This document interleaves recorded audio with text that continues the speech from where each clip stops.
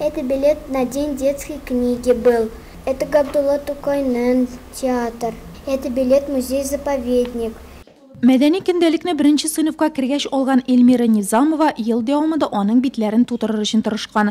Ул проектның быелгы этабында җиңгән 4 укучының берсе. Анда республика буенча 168 мең укучы катнашкан. В школе нам раздали культурный дневник школьника. Мәктәптә безгә укучының мәдәни көндәлеген тараттылар. Ел дәвамында без әти-әниләр белән бергә музейлар, театрлар, төрле чараларда булдык, кино карадык, мәдәният сарайларына йөрдек.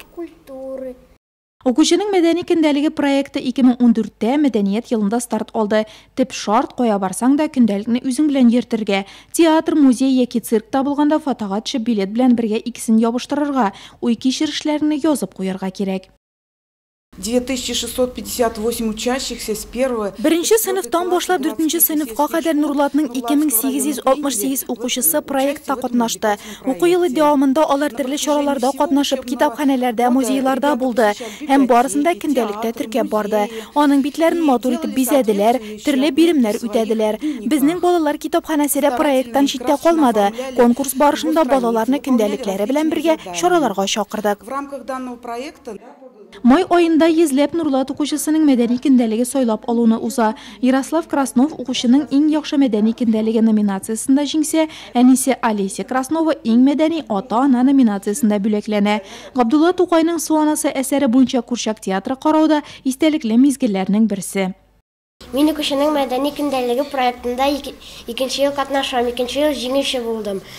Без Казанда Әкият Курчак театрында безне бүләкләделәр. Без анда Суанасы әкиятен карадык. Сәяхәтебез бик кызык булды.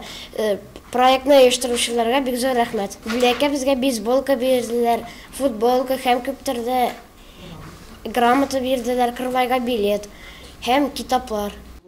Проект балаларга гына түгел, Нурлат китапханәчеләренә дә уңыш китерде. Укучыларны мәдәниятле итәр өчен тырышкан Нурлат үзәк китапханәсе Татарстан Республикасы Мәдәният министрлыгы тарафыннан җиһазлар алуга сертификат белән бүләкләнде.